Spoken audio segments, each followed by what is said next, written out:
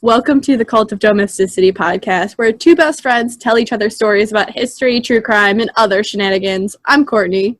And I'm Ashley. So, Ashley, did you have a good Valentine's Day?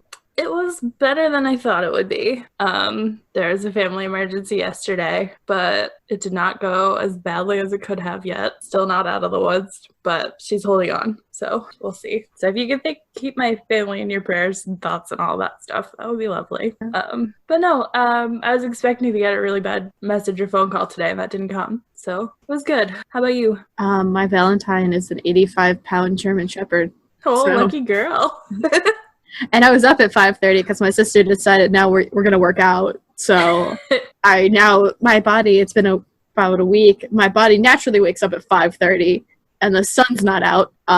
But in case you were wondering, McDonald's does sell ice cream before 7 a.m. That is handy information to have. Yeah. I appreciate that. Thank you for sharing that with me. You're welcome. There's not a lot open in our town before like 8 or after. What the text the other night was about how there were more people at the bar than at the gym. I didn't know if you were quoting a TV show or if that was like an actual thing, so I just kind of let it go. No, that was an actual thing. Kate didn't go. She wasn't feeling good this weekend, so I went by myself Sunday night, and the parking lot was full because there's like the gym and then in the corner of the plaza and then this really popular bar that's been on like some TV shows and stuff. And has it been on Diners, Drive-Ins, and Dives? Because other than that, I wouldn't. We watch that show every Friday. It's great. It's been on a Michael Simon barbecue show. And since Cleveland, it's more exciting. Whatever. I have an unironic love for Guy Fieri that knows no bounds. So I love Michael Simon. He's great. But yeah, I went and the parking lot was packed. So I was like, crap, I'm not going to be able to do anything. I'm not going to be able to get the little side room so I can like do my workout. And it wasn't that busy. It was all for the bar. It was all for the bar. Nice. Yeah. Now McDonald's is open. It's open all the time, and you can get ice cream most times unless the machine's down. I was going to say, unless the machine is broken. And then... Yeah, my town, the only other option is Burger King, and I don't think they have ice cream that I would want. Yeah. So, Ashley, will you be my Valentine that's not a dog? Aw. Well, when you put it so nicely, yeah, I guess I kind of have to. Not like there's a lot of competition. So, yes, I will. Thank you for asking. Yeah, I made my little joke earlier that I opened my pretend box of male suitors, and it's empty. There's not a lot going on in my town. I'm not dating someone that went to my high school. Yeah. Oh. Neither am I, but they're mostly like 780 miles away because they're even further than you are. So I think there are a couple up this way, but hard pass. I'm good. We're friends. It's fine. We'll just leave it at that. Yeah. It was funnier earlier when you said it because you were like, our friend announced they're having a baby for the audience here. And she goes, he's going to be a dad. And then I just opened my box and there's nothing. He's married, going to have a kid. Yeah, the look on your face, you were like, empty. It's empty. It wasn't even sad. You were just like, eh. I can't. Anyway. Yeah. Well, I mean, he has a house, he has a wife, he's gonna have a kid, and we're just like, you were the last person we expected for this. Like, why are you a grown-up right now? Stop that. And he listens, so he'll know, and then we'll get angry texts. I look forward to them, and I welcome your ire. Hashtag not going to the home. I'm gonna give you the look he's gonna give you, which is... There's more sarcasm. I know, but I don't have the Dominican sarcasm gene, so I can only hit a certain percentage of his sarcasm. Know what I mean? Well, Socks, I guess I'm not going to knit. Nope. He's directly on my lap now over my knitting needles. Like, just the hump of his back. I mean, my hands are very warm right now, and my heart is warm because I've had beer. I want that on a t-shirt, please. Someone please make it and send it to me. So today we're going to talk about TACA International Airlines Flight 110. And more importantly, it's badass of a captain. Yeah. And for the record, no one dies in this one. Nobody. Yay! Not a single one. Wait, can I do it? Yes. And everybody lives! Everybody lives.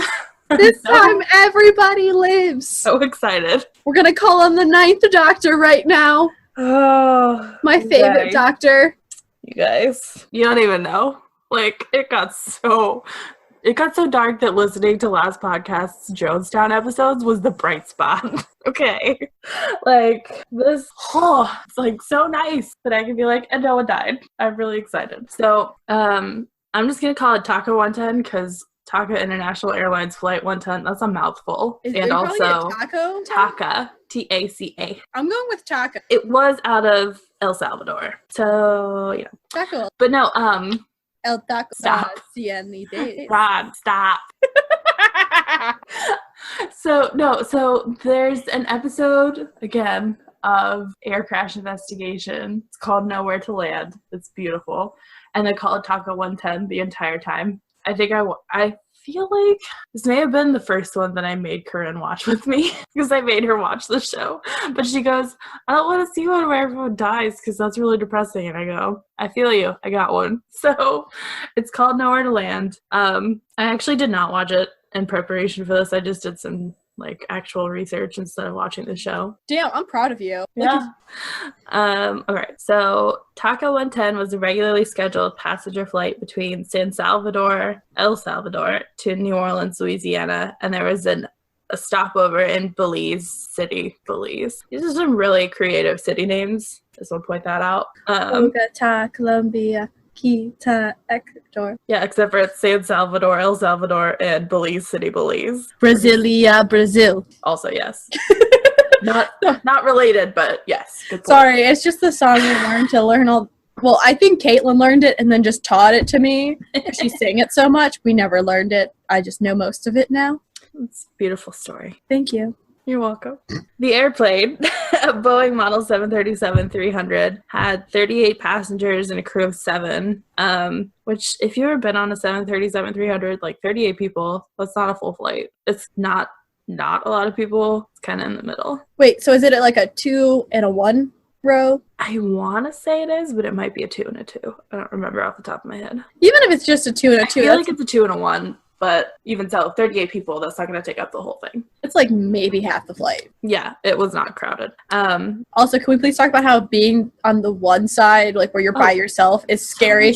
No, it's so much better than having to sit next to a random stranger. I will fight you on this. It's so much better. I'm thinking, if you're traveling by yourself, it's a great one. But if you're traveling with people, and I kind of also just don't I don't know, it's such a small plane that it makes me nervous. I'd rather be on a big plane. I would too, but then when you think about it, there's a lot more flying debris if you get in a crash on a big plane than a small plane. Anyway, so can we talk about this show has affected the way I choose where I sit on airplanes based on whether we're flying over land or water? Because if you're flying over water, it's better to sit in the middle section because the wings will float if it breaks. If you crash and it breaks up, the wing sections are the fuel tanks and it's going to float, so you're going to have a longer time. But if you're flying over land, the tail section is going to break off and the front section is going to break off, and then the wings are over the fuel tanks, so they're going to catch fire and you're fucked. So if it's over land and not over any water, I will sit in the back row all day every day. All right, so glossing over. So the 737 takes off uneventfully out of Belize to New Orleans. The first, this was a brand freaking new airplane, pretty much. It had first flown on January 26, 1988, and had been in service with TACA for 2 weeks. So I want to talk about the captain of the flight because he is fantastic. His name is Paint a picture. His name is Carlos Dardano. At the time, he was 29 years old. He had already amassed 13,410 flight hours, and almost 11,000 of those were as pilot in command. It's adorable. He really is. He's kind of he almost reminds me of the guy from the George Lopez show who plays the best friend, except for those were after this, so they were a little bit later. He was younger than those pictures when this happened, for the most part. I made a mistake. I made a horrible Did you look at the last one when I told you not to? I kept clicking it and I didn't realize it. I'm sorry. Do you see why we're not posting that one? Oh, yeah, we're not posting that because I'm going to have nightmares. And All right, well, let's get to that one then. So there's just a note that the first officer was also super experienced. He had 12,000 flight hours. And there's an instructor pilot who was also in the cockpit. He was there to monitor the performance of the new plane. His name was Captain Arturo Soli. Carlos Dardano, badass extraordinaire, lost an eye in 1982 when he was 23, which is a strange thing to have happen and still be a commercial pilot, but let me continue and we'll understand. He had been piloting. It was kind of a small-time operation, but kind of not. I don't know. It was like a domestic air taxi service in El Salvador, except at the time, El Salvador was in the middle of a civil war. Was it in the 80s? Yeah. 70? Yeah. Yeah, it would be 1982. Central America in the Central America in the 80s, It's kind of a hot mess. Let's see. I think El Salvador, Guatemala. Yeah. There's probably There's a lot happening. Central South America, it was a lot of mostly American caused. Yeah, I was gonna say that's kind of our bad. Sorry, guys. American caused political disruption. You're welcome. It's democracy. Continuous track record of success. Anyway, so he was 23. He was a pilot for an air taxi service. So kind of like in New England, think Cape Air. Like a really small, like does a limited number of routes to certain destinations, kind of cheap, but not really, except it was the middle of a civil war. And he was helping passengers get on board the plane when a group of guerrillas, like guerrilla fighters, not like guerrilla monkeys, attacked them. They don't have gorillas in Central and South America, by the way. They have gorillas, but not gorillas. This is another minor thing. Anyway, there was a group of guerrilla fighters who came out of the like near the airfield. What is it called when it sounds the same but it's spelled different? Homophone. Ashley is a lover of homophone. I'm so bad about them. I feel the need to clarify them awkwardly and then just dig myself in deeper. As we learn. Homophones. Ashley digs herself a deeper hole. All right, so he's helping passengers get onto his plane, and they're attacked, and he's shot in the fucking eye. What the fuck? Like, through the eyeball, which is what that picture is of. It's a picture of his older self holding a picture of the injury. How the fuck did he not die?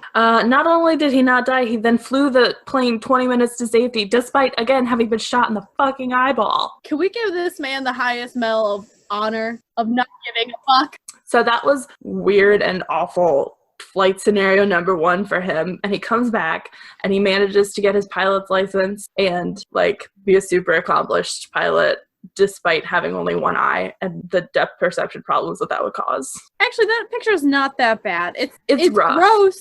But when you realize that it's him having survived it in the background holding that picture, it's not as awful. It's kind of like I Survived, yes. Where it's like they're there to tell the story, so you know it's going to be at least a little bit okay. Does he have a glass? He does. Now I'm just thinking of Pirates and the guy whose eye keeps popping out. He's just always losing. He is in everything, by the way. Like, I know, it's like a secret. Every British show, he is in at least one scene. Is it like the BBC's? Like we have 4 actors, 3 sets, 2 costumes, and 1 prop? Pretty much, yeah. And he's just always a background actor? Yeah, he has like 2 lines. Yep. He's like a background name. I don't even know his name, but he's there. He's probably behind you in the house right now. Oh, fuck no! I'm sorry. He's not. So, the day of TACA 110, which I had the date somewhere, but no, I don't. Sometime in 1988. So they're coming in for landing. Well, they were just starting their descent for landing into New Orleans, and they encounter severe weather. So it's like a band of storm cells.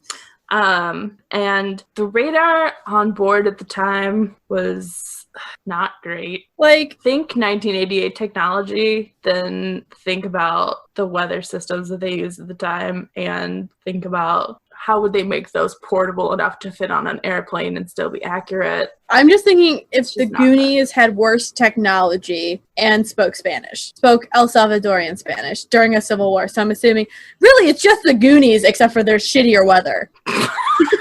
And no pirate. And they're on an airplane? Well, I'm assuming, like, their treasure hunt is the plane flying to this destination, so they're trying to get to the treasure, and this plane's trying to get to its destination. I mean, that's really flattering to New Orleans. Yeah, please keep that in, because I love the Goonies. All right, so they encounter severe weather. They're trying to go around the most severe, because if you're an airplane, you really, really don't want to go through a thunderstorm. Because all instrumentation, there's the threat of St. Elmo's fire, which is when the plane is struck by lightning and it like goes around the whole plane, and it fucks with all of your electrical systems, by the way. That is horrifying. Yeah, not good. I don't mind flying. Now stop doing this to me. They all live Just keep telling yourself that. I'm just gonna Google a picture of the 10th or the 9th Doctor. As in this case, the engines can only take on so much water before they give out. So if you're flying through a heavy thunderstorm, there's going to be rain. At that altitude, there's going to be like hail, even if there's none on the ground. You can't see out the windshield because you're in the middle of a cloud bank, and you're relying entirely on instruments that are going to be completely befuddled by all of the stuff happening outside the plane. So they're trying to avoid that. But I'm just looking at the 9th Doctor because it's making me feel better. Good. So they were at 35,000 feet. They try to go around the storm cells, but they, in doing so, accidentally go through an area of massive precipitation. Direct quote.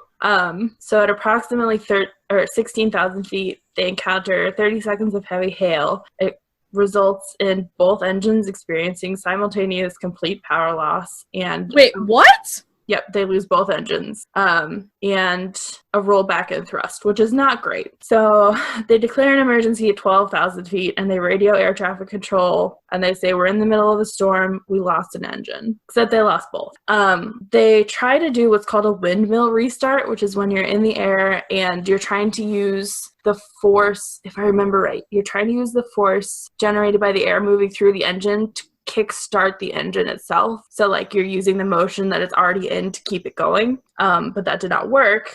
So, okay, I'm just picturing another pop culture reference. The first Avengers, when Iron Man has to spin the engine, they're trying to do that, but it's even more fucked up than having a piece of stuff stuck in there. Basically, yeah, that's pretty much, like, they're trying to get it started using if they were in clear weather, it would have been fine. First of all, they wouldn't have lost the engines. But anyway, even if they had somehow lost power to the engines, they may have been able to, like, mid-air jumpstart the engine kind of a thing. But which is awesome. Yeah. And the thing is, you can land a 737 on one engine just fine. But they lost both at the exact same time. And that's a problem because you need some They're basically going, doo-doo-doo. Not even, like, they didn't have time to pull the nose up at that point because they were still in the clouds and they lost them so suddenly. I mean, they did pull the nose up eventually, but we'll get to that in a minute. So they're trying to do the restart, but that's not working. So they're going to use the auxiliary power unit, which is the little, it's not really that little, but it's basically the backup for like the emergency systems. It's the backup power unit. So I feel like it's in the tail. I may be making that up. It's in different spots on different planes, but it powers the essential cockpit controls. It can usually jump the engines if they need to, and operates the emergency lights in the cabin where the seats are and all that stuff. So like they try to use that to start it. And they actually do ignite the engines, but because they're still in so much water and hail, it doesn't stay lit. It doesn't stay moving. So they weren't able to get them to accelerate or idle. And they're like, all right, that's not working. So we're just going to shut them down and try to glide in.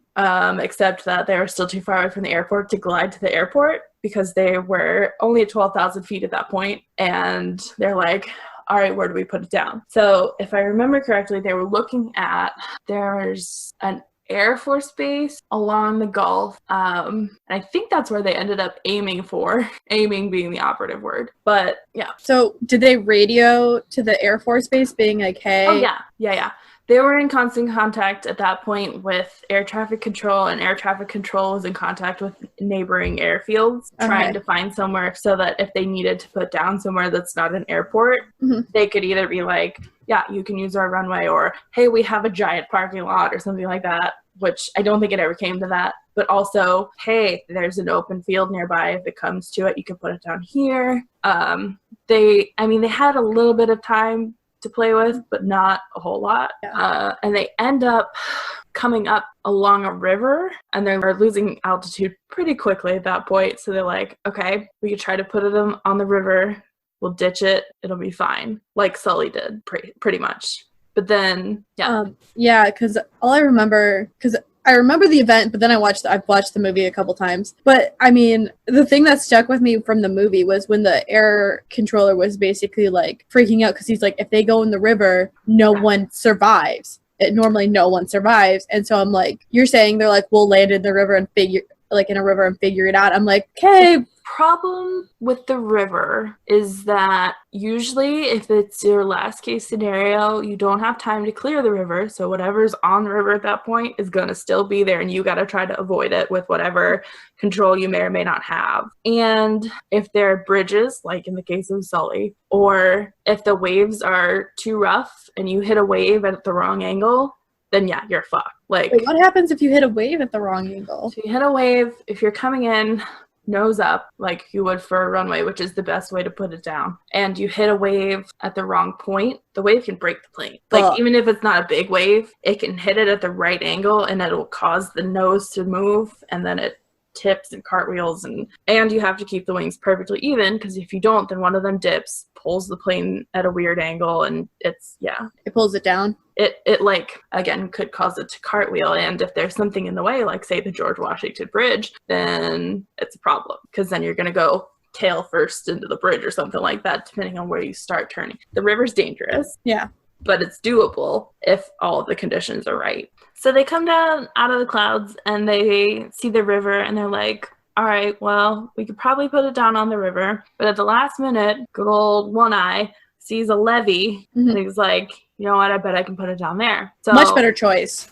Yeah, you don't have to worry about waves, don't have to worry about boats. The only thing that he was really worried about was that it was a short runway. Like, as runways go, it was a short impromptu runway. So like, he was going to have to put flaps way up and try to stop the forward motion as soon as possible, or else they were going to go off the levee and into the water. And that would be not great, because they would go nose first and probably flip, because the levee is a hill. So they're like, all right, let's do this. So they do what's called a dead stick landing, which is no engines. All they had is the hydraulics, so the flaps and slats and all of that stuff on the wing.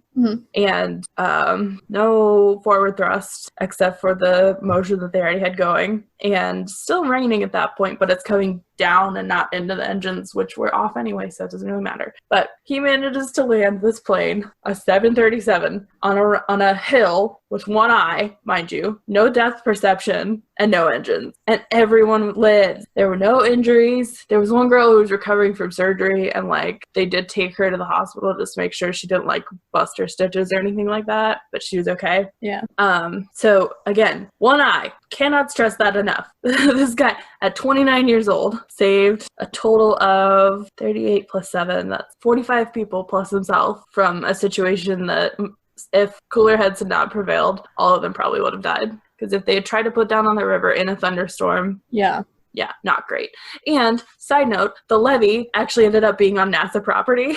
Really? Yeah, so he lands a plane in NASA's backyard, like, hey guys, what's up? We're all good. We're gonna go to space now, bitches! So like the pictures of the plane with like the slides down, that's on NASA property. And so they had to like, okay, if you look at the plane, like the nose of that plane, all the paint, that's all stripped because of the hail. What the fuck? Yeah. You have to, okay, so if you can't see it, go check out our Facebook. 2 weeks old.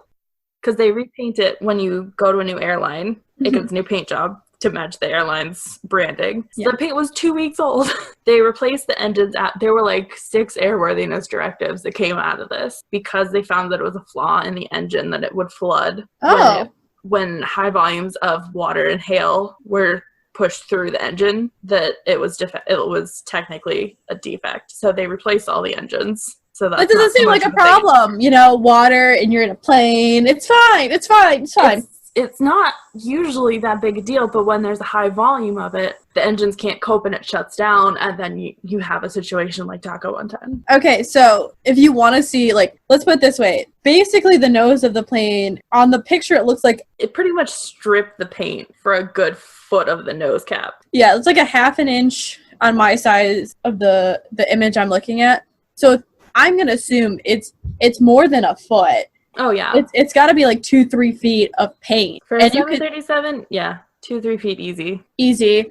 So check out, all the pictures will be up on our Facebook page, which is, we'll tell you all the information at the end, but There's also a picture of the tiny levee that they ended up landing on. Yeah, it's like super small. And the thing is, if you weren't, like, I don't know, I feel like he was looking to see what was at the edge of the river in case they hit it with the wing, and he was like, oh, look, a hill, let me hit that instead of the water.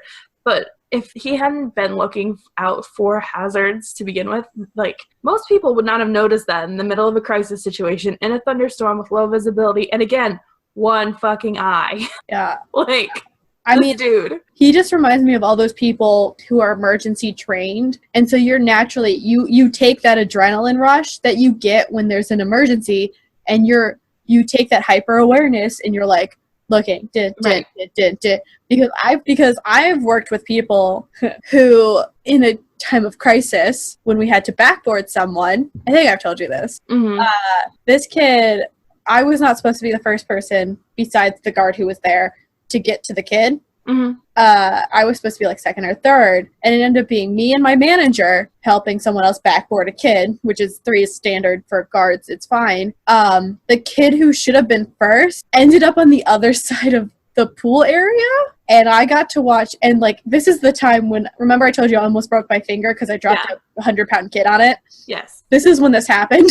Okay. In case listeners, I'm a klutz. I've hurt myself a lot. Like, understatement. It's really an understatement. I dropped a 100-pound kid getting this, like, lifting the backboard out of the water. Didn't get my finger out of the way. Didn't go to the hospital till the next morning. Worked probably 5 more hours with it splinted with a half a popsicle stick and some tape. I'm not kidding. My friend did it for me, who we've been working the same amount of time, and he's like, I got you. We got like the paramedics in and stuff, and he's like, I'll get your finger. I'm like, thanks. It's the most Cleveland thing I think I've ever heard. I don't want to bother you. Right. I don't want to bother you with my injury. I'm going to go take a popsicle stick and I'll take care of it. It wasn't broken. Somehow. God. Somehow my finger, because it was right on the knuckle. But this kid got such a me out because in a time, like, there are 2 people in a time of crisis, which is like, I mean, this was this kid's second strike too. Like, the first one was really bad because it was a 3-year-old. This one was like an older kid. Still though. Yeah. Just as important as a 3-year-old. Well, the other kid, he could have kind of got himself up. This was like a 3-year-old fate. Like, I couldn't, like, I was close, but I couldn't turn my head far enough and see him. I still got yelled up, but like, they were like, no, it wasn't her fault. It was right. Like, this is like a secondary disciplinary thing. You're fine. Yeah, he got reamed out so bad because the manager was basically like, you should have been the first one in, right, helping, like, because we could have got this kid out of the water faster. Yeah. And so there are people that when in time of crisis, they take that adrenaline and they're like, I'm going to go. Well, and then when you think about it, like, after having faced down gorillas. Yeah. And, like, sustained what should have arguably been a fatal injury, because goddamn, like, after having done that, this was a piece of cake. Like, was it stressful? Yes. Could it have been much worse than it actually was? Absolutely. Like, all of those people could have died, but they didn't, because this guy was able to keep his cool head and see what other people probably wouldn't have seen at the time. Yeah, he probably has that really unique ability of some first responders to take adrenaline and, like, you basically, instead of, like, a lot of people... That's what makes a good pilot, is instead of making the situation and, like, building it up in your head in the moment and to where I need to get this right. If I don't, everyone's going to die. Instead of that, it's, okay, here's what we need to do. I have literally a checklist from my boss that says, okay, if this happens, you do this. Like, it's the attention to detail in the moment of an emergency is what sets good pilots from great pilots, and Carlos Dardano is a goddamn great pilot. He's above, to this day. He's above a goddamn great pilot. He is a superstar. For real. Because like, if I had to choose a pilot, like, just by name and reputation, it would be him, and no, that's pretty much probably Sully. I'd go with Sully. I have conflicted feelings about Sully, but yeah, all right. Well, I mean, my thought is took over, but like, and this is probably gonna get cut out for time, but air traffic control could have lined up something else for him. I understand that in the moment he did what he thought was best, and he did it very well. I'm not contesting that, but if he had listened to the tower, he could have made it back. I feel like he probably could have made it back to an actual runway. I think his fear was hitting some part of New York City. I get that, but from what I've seen and heard of the actual conversations, like, he was very brusque with the tower, and he was, we're not going to make it, I'm putting it in the river from get-go. And like, I'm glad that it turned out very well, but that was a very dangerous thing to do. Oh yeah, I'm not lying. That's dangerous as fuck. For him to immediately rule out every other possibility that the airline and the FAA and the NTSB itself has said you have to consider these options first before you put it in the river. Mm-hmm. Like, I get that the time that he saved by not doing those probably kept them afloat on the river, but if he didn't need to be in the river at all, that would have been better. Yeah.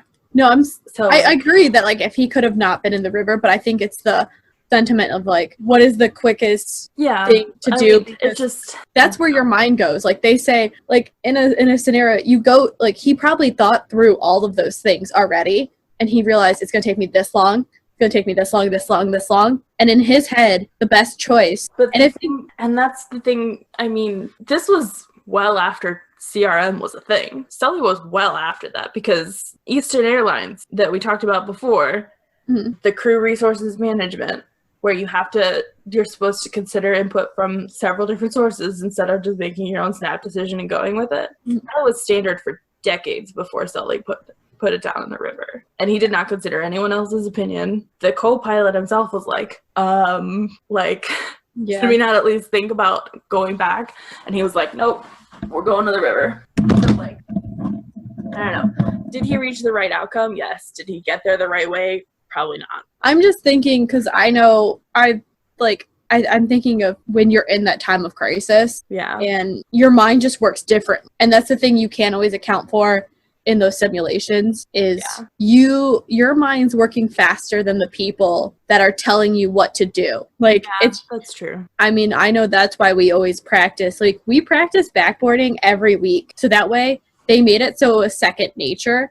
Right. But it's like a muscle memory thing. It's like, for me, I probably can still do CPR because it's such a muscle memory for me. Like, in my head, we went around and, like, treaded water and would do CPR, like, talk about the steps of CPR over and over again. I have 6 years of that in me. Right. And that just doesn't go away. Yeah. And so it's like, I mean, I get that that's, like, it's important. And yes, it can make the difference. I'm thinking they're throwing the options out, and he's thinking through it faster than they can. Like, their adrenaline's going, but not as fast as your life's on the line. Yeah. That's the difference. Yeah. They're afraid for lives. His life's on the line. Yeah. I don't know. It was just like seeing the air traffic control sitting there doing the math, saying, okay, based on everything that you've told us and how much fuel you have and how much you weigh when you took off like 10 minutes ago, not even 10 minutes ago. Yeah. Like, here's where we are pretty sure you can glide to safely. And he's just like, nope, we're not going to make it based off of gut instinct. Like, that's the part that I was like, they're doing math, bro. You could probably make it. And he's just like, nope, like that part. I'm like, I know it's hard. It could very well be that that's not how it actually went down. And they did it to make the dramatization more interesting. Mm-hmm. But I don't know. I would pick Carlos Dardano over Sully any day. Yeah, I'm saying he's like the second. Like, you do Carlos and then him. Like, because he seems to have a very good natural gut instinct for, like, if shit goes down, right, he has that experience, that gut instinct to be like, I can make it here, I can make it there. Like, they both have that, but Carlos has this other foresight, you know? I hear you. I would argue, there was another flight called the Gimli Glider. Send it to me. Send me the YouTube thing. I'll watch it. I think it's also Sully is like pick him. in the collective U.S. consciousness is kind of a hero. Yes, but it's also because he's played by Tom Hanks. Yeah, absolutely. I choose Tom Hanks for anything. I'll choose Tom Hanks for anything. He can play me in my biopic. Tom Hanks could murder me, and I would thank him. We have a lot of opinions on celebrities in this one. My deep and unabiding, unironic love for Guy Fieri. Tom Hanks could kill me, and I'd be like, thank you. I love Tom. Tom Hanks could kill me. I don't even care. He wouldn't. That's the thing. Like, I say that knowing full well Tom Hanks would not kill me. Tom Hanks would officiate your wedding and then, like, not let you pay for it. Right. He'd be like, no, thank you for letting me be part of your day. And I paid your bill. You're welcome. And you're just like, Tom Hanks! My love for the Goonies in here, too. Yeah. Okay. So, real quick, I just want to talk about some things that changed because of the TACA 110 incident. I feel like I'm really selling him short on this. So, like, watch the episode of Air Crash Investigation if you have the time. It's called Nowhere to Land. It's also on Amazon Prime, like the other one was. So, now, modern jet transports are equipped with weather radar that displays information regarding the intensity of weather in the vicinity of the airplane. This is all from the FAA, lessons learned from the incident page. I will say the benefit of the FAA is they learn from their shit and try to fix it. From everything. Like, no one died in this, and they still like 6 airworthiness directives, whole bunch of updates and amendments to the codes and stuff like that, like the regulations for airplanes, all that fun stuff. So information regarding intensity of the weather. It says it's intended to provide pilots with a depiction of the weather in front of the airplane and may influence flight path decisions if weather of sufficient intensity is in front of the plane. Displays typically show green for the lowest intensity, graduating to amber and red as intensity increases. Red areas indicate the most intense precipitation and are to be avoided. Areas where no precipitation is seen by radar are displayed as black. So it's like black is the background, and then green is like light going up to red. So think like this sort of like weather radar on the news, but fewer colors. I was just thinking going from, it's not that bad, oh shit, avoid! Except, well, I mean, yeah, like green you could fly through, but probably shouldn't. Yeah, like yellow and red, avoid it if you can, because it's not going to go great for you. It's like, danger, fuck. Yes. Yes, exactly. It does say that when displaying extreme precipitation levels, the radar may display the highest intensities, which are worse than red, as clear on the radar screen, which is not great. It's called a radar shoutout, and it's a result of attenuation of the radar signal. So, like, the signal can't even get through it. So it just comes through as clear. And that's not great. But they know about it. So I would assume they're working on trying to fix it. Just awful. But, okay, if you think about it, logically, you see a shitload of red, and then there's just kind of a shadow. Like, as a pilot, you know what that means. You probably panic, but you also are like, shit, no, and then you avoid it. So basically what happened was they flew into a storm accidentally. The engines gave out because they took on too much water, and one-eyed pilot Carlos Dardano, the badass of asses, was like, okay, so we land on a river, but then at the last minute he sees a levee, and he lands on the levee like an awesome badass. No one dies. It's great. Everyone is happy ending. Okay, so now we're gonna thank written review. So we have Subcap XJ, thank you. Fishbonius, you are the realist. Maxwell and Relic. Relic is a podcast. You should check them out, and thank you very much. And we also have Jenny from Wives Tales. She's the co-host, and it's another great podcast that you should listen to. And thank you for your review. The Brothers Binge podcast. Thanks. Brodit Nation, you are awesome. Thank you. Podcast Cast, also a podcast reviewer. People, thank you very much. We appreciate it. Minutia Men, thank you for your review as well. Joe Brady, you are awesome. Courtney's bestie, Akshay from Blood on the Rocks. He pronounced my last name right when he called out. He said he did my review, so that's how you win your heart right there. Just say your name right. I say it wrong just to drive you nuts. So. Yeah, you just divide it in half. It's not that bad. Slovenian, it's super fun. And Marishine, who's Meredith, our friend Meredith, thank you very much. Oh, I wondered who that was. Okay. Yeah, it's my rugby little. So, thank you for your reviews, you guys. They're very helpful. Yeah, we take everything into consideration. If you have any topic suggestions or anything like that, feel free to email us. We're pretty prompt on responding. And we love to hear your feedback, or if you think our quotes are ridiculous and you found a better one, let us know. Yes, because we will make one for it if it's better. Even if it's not better. Like, if you want to see it, we'll make it. It's fine. We have lots of fun doing it. Yeah. It's our fun relaxation time of the week. Until Ashley has to go edit this tonight, so yeah, it's going to be a little stressed. Great.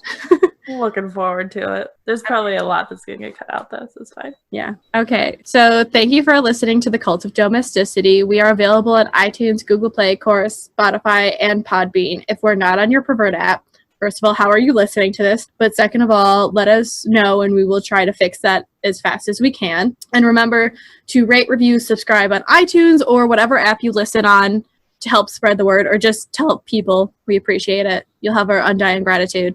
You can check us out on Facebook and Twitter at Domestic Podcast, and at The Cult of Domesticity on Instagram to get the episode tip-off, recipe of the week, additional information about the week's topics. If you'd like to suggest a recipe or a topic or a quote, email us at domesticpodcast@gmail.com. Sox is joining in. He's resisting. Yes. High five.